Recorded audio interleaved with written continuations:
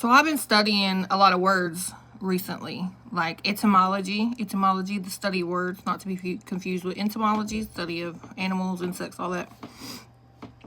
I like knowing the origin of words and where they come from, like whether it be like the Greek, Hebrew, Latin, the root of the word.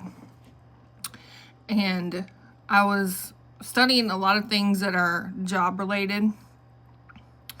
And okay, for instance, the word salary comes from, I don't know the actual language it is from, but it's salarium, which is salt. So back in the day, you know, they used to pay people in salt, like salt was your salary.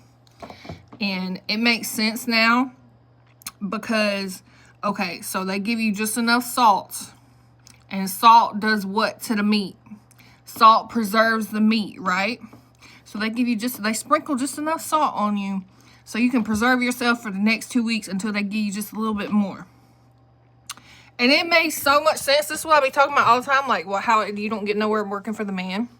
But when you actually study the root and the origin of these words, it's like that's why they tell somebody that they're worth their salt, because salt used to be what they paid you in.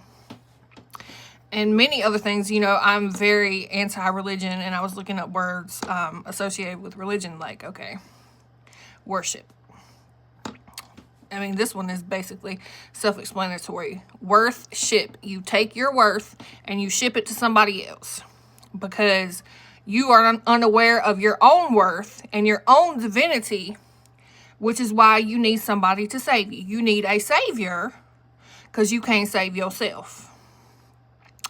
And I've been studying so many words lately, and it just made things so much clearer for me, because it's like I instinctively know all this shit already, but then once I study the actual root of these words, it just makes it make so much more sense.